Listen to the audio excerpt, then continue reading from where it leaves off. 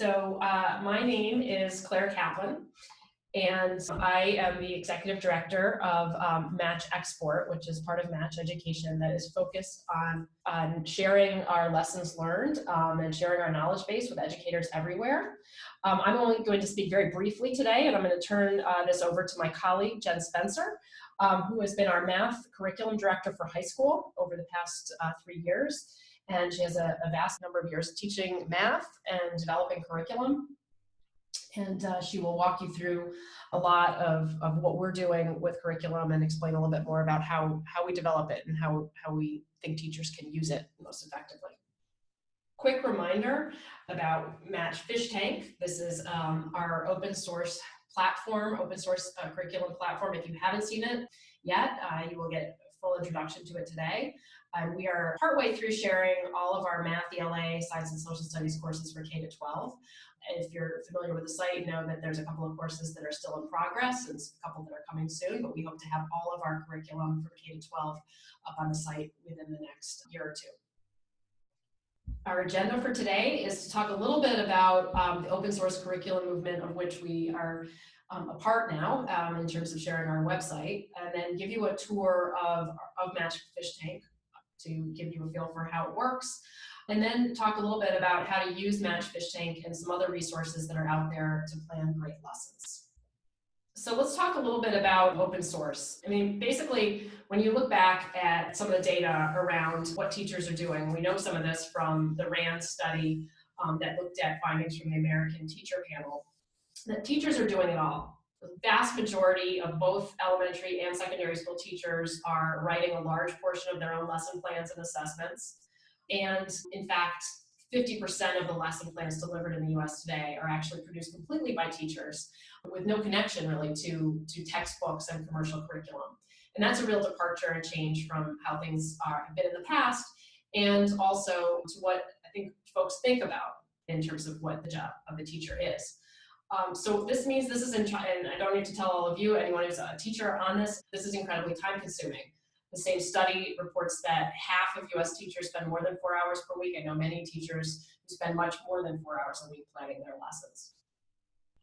So where, if teachers are having to plan their own content, where are they finding resources? The same study by the RAND Corporation tells us that there are a couple of different sources out there online that teachers are getting materials, but 95, 94% of teachers in both elementary and secondary grades are looking to Google for their content. And a vast majority are also looking on Pinterest. This is a challenging finding for a couple of reasons. We all know that an internet search can be a really deep rabbit hole where we spend hours clicking through all sorts of results that don't necessarily get us what we want. And this also says nothing about quality control. Google and Pinterest are certainly not set up to be curriculum sharing sites. The good news is, though, that there are starting to be a growing number of open source curriculum players, and many of these are growing. I think this is something that we're going to see in the field over the next decade even more prominently. And I want to just go through a couple of these. We see them as falling into 3 different categories. There's first, on the left, what we've been calling the distributors. Those are the folks who are not actually developing curriculum themselves, but they're hosting curriculum. Amazon has just jumped into this with Amazon Inspire. There are a couple of others. The big one that many know is Teachers Pay Teachers. So these are sort of the big players that are working to share content with a search function of some kind. Then there are others who are focused specifically on developing curriculum. Engage New York is a big one of these. And these are curriculum developers who are developing full scope and sequence curricula for teachers. And then more recently, a number of charter management organizations have been jumping into this field, and Match Fishtank is one of those. We are sharing our curriculum from our school. Success Academy, Achievement First, New Visions for Public Schools. These are a couple of other CMOs that have also jumped into this work. So I think this is something that's this landscape is gonna shift dramatically over the coming years, but it's good news for teachers, and in particular for math teachers. And at this point, I'm going to turn this webinar over to Jen to speak a little bit more specifically about the math curriculum providers that are out there on the web, and then take you through Fishtank. Great, welcome all of you. Thank you so much for attending this evening's webinar. There are quite a few growing number of math resources out there. We really aim to draw on a variety of these math resources to develop a great curriculum that you can use in your classroom. GeoGebra is one that's a great platform for being able to develop geometry problems, as well as use a lot of other materials that other teachers have created. Yummy Math has some fabulous word problems out there that really draw on current events and also provide many different avenues for student understanding and extension. Inside Math has a lot of fabulous problems to draw upon. Illustrative Math has a lot of crowdsourced problems that have been put through a rigorous set of criteria to align to the Common Core, as does the Mathematics Assessment Resource Project, and Mathematics Visions Project also is a great integrated high school math curriculum that focuses a lot on spiraling material and providing great problems for students. EngageNERC is also one of the first players in this process to develop a full Common Core aligned curriculum. So with all these variety of different resources that we have, there are quite a few challenges in being able to create, manufacture, find problems and curricula that are helpful and will do what you need it to do in the classroom. So the first major problem that teachers run into is time. There are so many fabulous lessons out there, fabulous problems that you go a little bit deep into them and then discover at the end of the year that you've simply run out of time. The second major problem that you see is fragmentation. So what happens here is that you are teaching a particular concept and then you go on to what you think the next concept is, only to realize that you haven't really been able to establish a common thread or overarching principles that tie all of those concepts together. A third problem is the misalignment of the materials that you have found or created to the Common Core. So it's that question of how do you know if what you're teaching is actually aligned to all of the standards that you need students to be able to master by the end of the year. A third challenge that we have heard from teachers and have experienced ourselves in our own teaching careers is inflexibility. There are a lot of lesson plans, a lot of materials out there that really prescribe exactly how you should teach it, what format of class, and before you can actually adapt it for your own purposes, you need to strip away all that instructional material to get to the core of what the lesson's actually trying to do. One of the other challenges that we found, again, as former teachers ourselves, is quality control. When you're doing a random Google search or looking on Pinterest, how do you know what's good? You've got to go through and figure out all the math of all the problems. You've got to go through and see if it's connected to different pieces. And so the quality is really sometimes pretty questionable.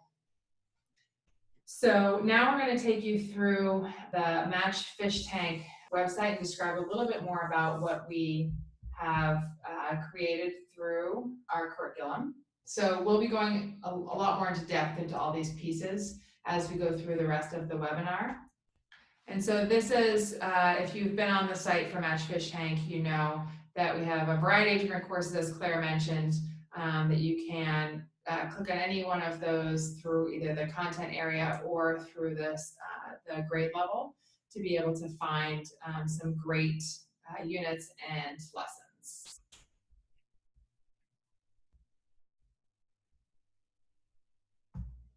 So today we're going to focus a lot on the 9th grade Algebra 1, and we'll go through all of these in depth as we continue the webinar. So you've got your standards, going through the unit prep, all the different lessons for each unit, and we'll go through each one of these lessons, or one of these lessons in depth as we continue. So our approach with creating this curriculum is very much what we call a skinny approach. We believe that students need really content-rich tasks to be able to engage with the math in such a way that they can master from a variety of different angles, no pun intended, and that they also need a lot of practice and feedback in order to be able to really kind of, sink their teeth into the math and understand whether they are really getting it, and do they understand it from, when it's approached in a more procedural way? Do they understand it when it's approached more conceptually? Can they really understand what the math is asking, what the math is doing when it's an application problem? We ask students to really productively struggle with the math at Match. We ask them to try the problem first and then really see what they notice, what they wonder, and then determine really what their resources are to be able to go through the problem.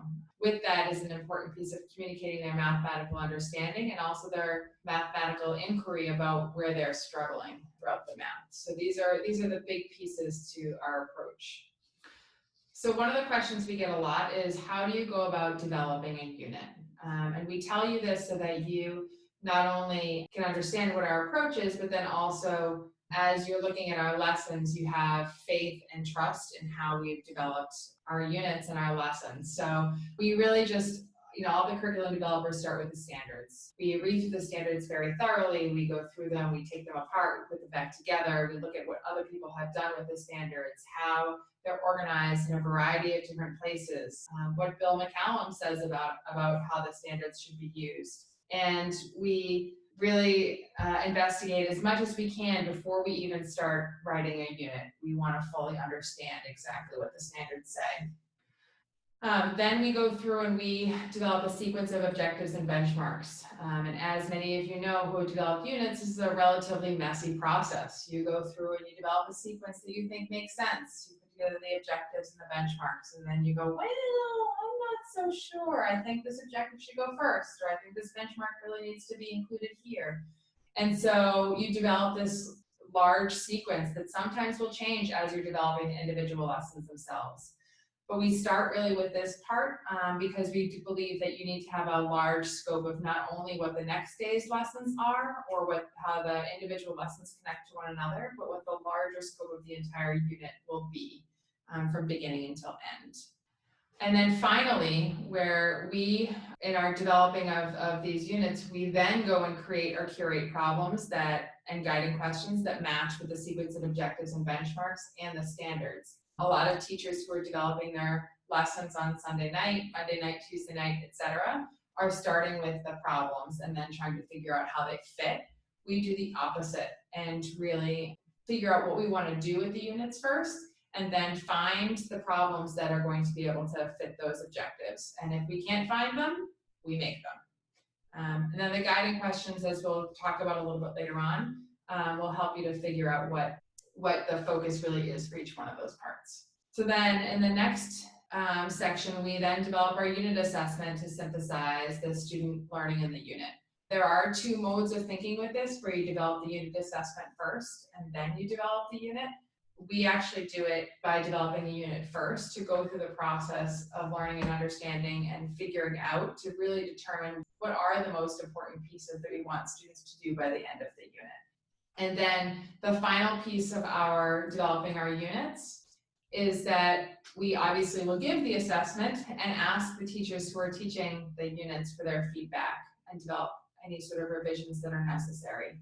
We don't have that many teachers who are teaching each course at Match, so their feedback as collaborators is extremely important. We ask them their opinions quite a lot on what they think about a particular lesson, problems, unit plans overall, structure of the unit plans, and then also the unit assessment.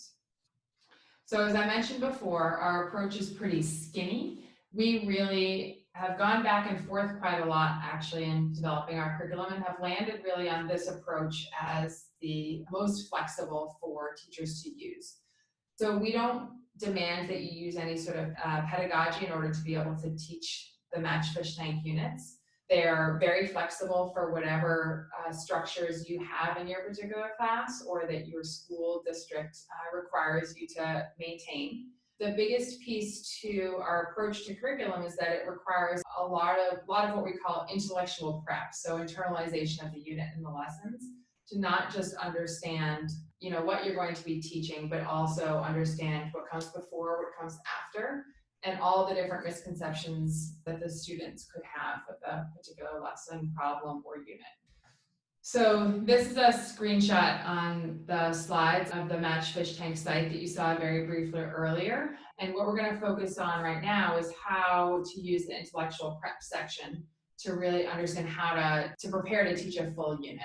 So we developed the unit by going through and looking at the entire unit. We'd like teachers to also do the same when they're preparing to teach a unit. So look at the unit as an entire piece. So the intellectual prep section really tells teachers what they should do to prepare to teach a unit. The essential understandings give an overview of the 3 to 5 major concepts that students will learn over the course of a unit. The vocabulary identifies the terms and symbols that are new in the unit or are a major focus of the unit. And then the unit materials, representations, and tools highlight any particular materials that will be necessary to use in the unit. So as you're preparing to teach a unit, this is even before you do any lesson plans, before you figured out whether you would like to do partner work or group work or anything like that.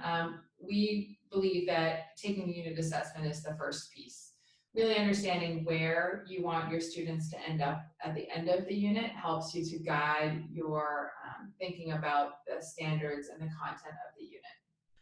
We then ask that you go through and read and annotate the unit summary and essential understandings, again, so that you can understand what the unit goals are and where you hope that students will be by the end of the unit. One of the structures we have at Match is each teacher, while there aren't that many teachers who teach each course, they have a team of their coach and special educators and other adults who work with that particular class who meet together once a week. And they talk about the key strategies that they want to enforce throughout the week's lessons, throughout the unit, the concepts that they feel are really important that they should drive home, and specific classroom structures that are the most successful for their particular groups. Okay, so now the big question is, what's in a lesson? We've talked about the unit, we've talked about how we make a unit, and now your question really is, what exactly is in each one of these Match Fishtank lessons? So we're going to take a look a little bit more specifically at Algebra 1. I know that we've got a lot of middle school teachers out there in the webinar, so this is applicable for those of you who are teaching 8th grade Algebra 1 and also to understand where we're going. The other component to this is that our middle school and our high school lessons are set up in most of the same way, and then our elementary school lessons have some added components that are beneficial to those groups as well. So when you're looking at Match Fishtank, there are several components that are consistent within each lesson. The first is the objective. This is the overall goal for the lesson that you want students to achieve.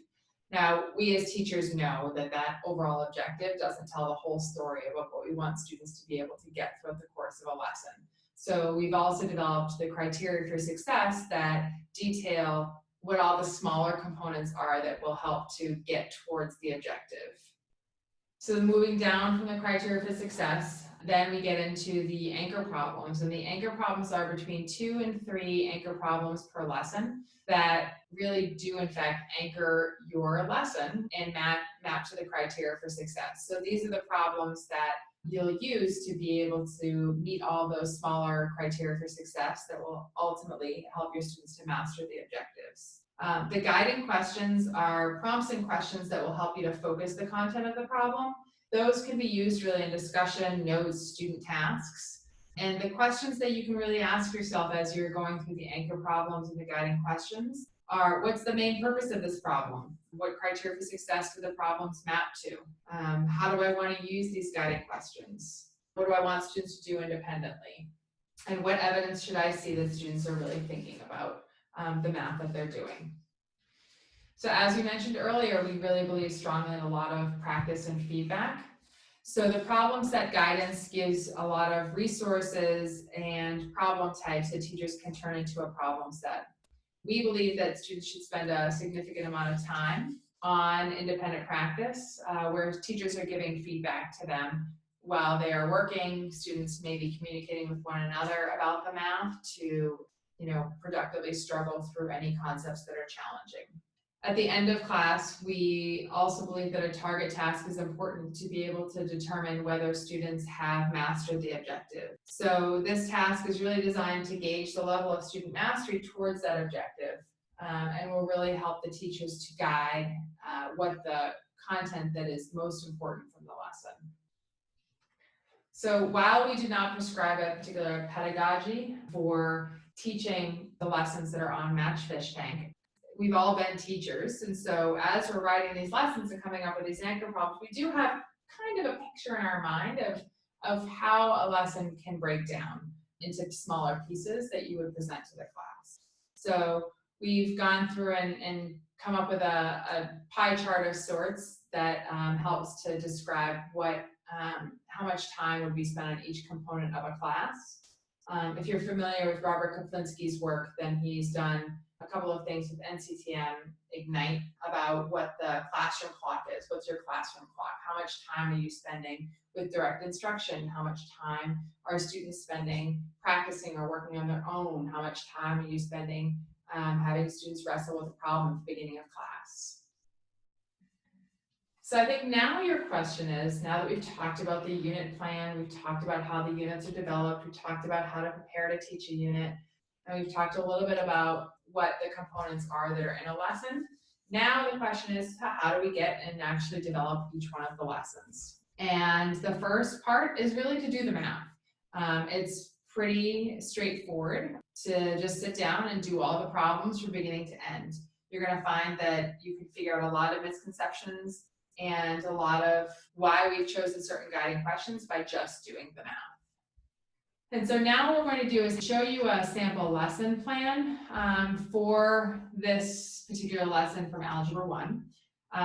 As we're pulling up, the objective is that I've chosen is to identify properties of operations that result in equivalent linear expressions.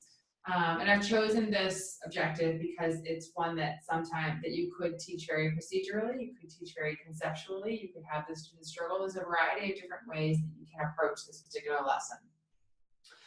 So in this lesson, I've gone through and just listed down the criteria for success. I've detailed how the do now will go, how I'll use each one of the anchor problems, and what the content of the problem set will be.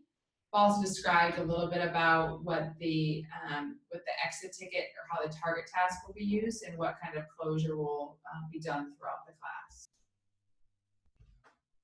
So the first part of the lesson that we envision as we're writing this is the do now. It can be used as a launch for the lesson, and the questions you can ask yourself as you're figuring out what you should start the class off with is, how will you use each one of these anchor problems? Will you use the first anchor problem as a launch?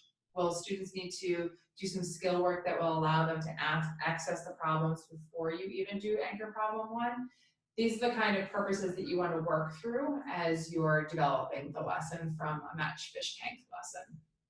This lesson plan is something that the instructional leader at the high school and I have developed together, just really kind of asking teachers to think about not only what the teacher moves are going to be, but what they're looking for from students. So what kind of evidence do you expect from students that they are thinking and doing the math? And so you'll see that throughout the whole lesson. So this is the do now review is a time that we envision to be pretty quick. It's not a time where you're spending 15 minutes reviewing each one of the problems in depth that the students have just done. It's a quick way to sort of get a temperature of the room. So determining which strategies students have really used in order to be able to struggle with the problem, to be able to identify some possible misconceptions they have about the problems, or as a way to really figure out how many students, have really got the math down and how quickly you can move through the rest of the lesson. So the mini lesson is really where you're going to see most of the anchor problem work done. And so in this lesson, I've not copied down the exact problems themselves, but really described what I want to do with the students through anchor problem 1 and through anchor problem 2. And then again, what evidence I expect from them of their thinking and their doing. So we're asking ourselves things like which guiding questions will you ask out loud, which guiding questions will be something that you will put in paper that that you want some written evidence from students on. What formats of class will you use at this time? Why is that beneficial to your particular group of students? What evidence will you want them to have at the end? What do their notes look like? What do you want them to take away from the mini lesson? And then comes the independent practice time. So here I've just sampled 2 problems that the Algebra 1 teacher and I have developed in partnership with one another to help the students practice the lesson. So you'll notice that in the first problem, it's very much matching with the objective, which the following expressions are equivalent to justify their answer. So again, we're asking students to communicate their reasoning in written form with the math. And then this is also a great opportunity for teachers to be able to circulate and determine where students are stuck. In the second problem, again, we're asking students to justify. And then one thing that we've talked a lot about as teachers and curriculum writers is to do partial problems. So perhaps you don't have students solve every particular problem, you have them determine without finding the answer. So then a problem set might be 3 to 4 pages long, where the students are asked to conceptually wrestle with problems, to procedurally wrestle with problems, and if the objective really speaks to it, to have them apply their reasoning to a word problem. And so as a method of closure for the class, we have exit tickets here at Match. So we're asking students to complete 1 to 2, sometimes 3 problems that will help us as teachers to understand whether they have mastered the objective and what their progress is towards the objective if they have not actually mastered it. And this really is helpful for teachers to be able to have a window into one snapshot window into students' thinking, to then be able to plan more effectively for the future lessons about where students are and where they should be headed.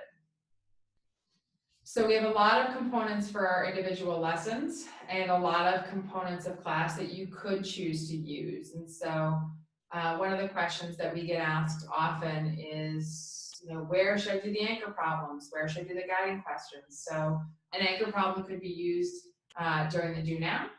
An anchor problem could be used as a do now review throughout that. It could be used through the mini lessons, as well as being able to match towards the criteria for success. This is really where you use those problems to make sure that the students have mastered the criteria for success. Then you'll notice that you can take the vocabulary and turn those into problem set problems. The guiding questions can be put into some problem set problems. You can take obviously the problem set guidance goes for our independent practice, and then you could also use some anchor problems again in different ways for that independent practice. The criteria for success really should map to your closure and your target task, and thinking about whether your students have mastered the objectives and the criteria for success through the course of the lesson. So we're going to take some questions now and give us a minute to actually go through those questions right now. So one of the questions that has been asked is, when you say standards, are you talking only about Common Core? Yes. So we are talking about Common Core standards. One thing that you'll notice throughout our curriculum, though, is that when we need to look back to the previous grade levels standards, then we do in fact build that into the lessons and into the units if the current standard really calls for it. We also, because we are in Massachusetts, we do use the Massachusetts frameworks as a guiding force for our curriculum unit. So you may notice some Massachusetts, some lessons that have some Massachusetts specific content. So one of the questions is, do you have a pedagogical model you follow, even though this could fit with many? Yes and no. So I would say that we don't have a particular model that we follow. We let the standards and the content really guide what makes the most sense for any particular lesson. We do here at Match do some direct instruction where students have a particular procedure that we'd like them to follow. And so we teach them that specific procedure that we'd like them to do. One of the things we make sure of, though, is that they understand exactly why that procedure exists and in what applications it's most useful. And so we always back up any procedural direct instruction with conceptual understanding and application where necessary. There's another question about how long our class periods are. Actually, two folks have asked about that. So in general, I write lessons for about a 50-minute period, although I do pack quite a lot into those 50-minute periods. So you may find in some cases that some of the lessons need to be split up to two.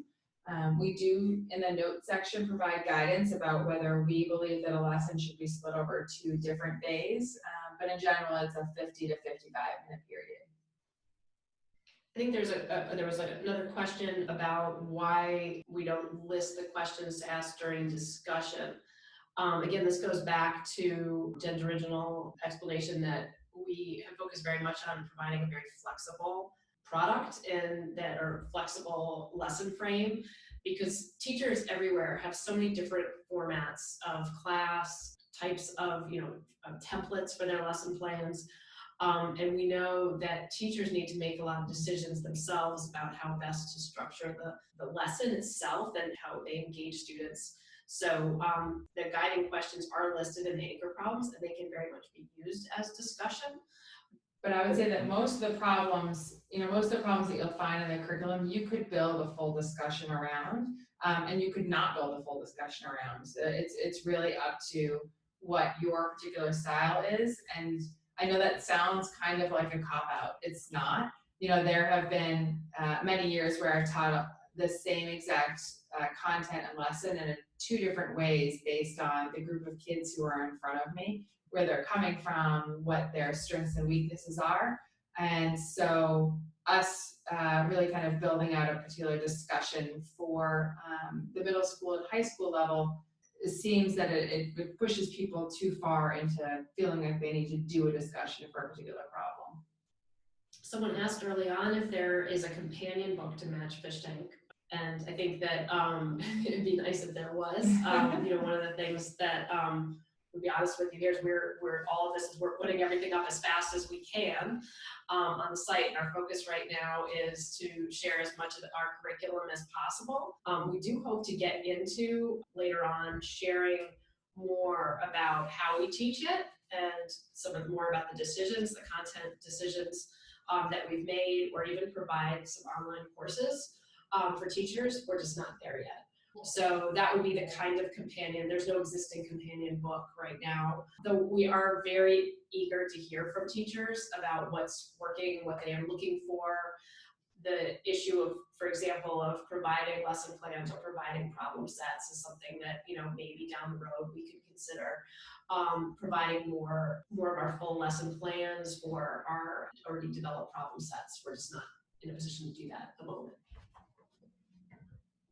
So in terms of differentiation for a variety of different students, we've definitely encountered that here at Match. And so one of the things that we've done is to split up some of the lessons so that additional skills can be provided with students before they are able to access some of the problems.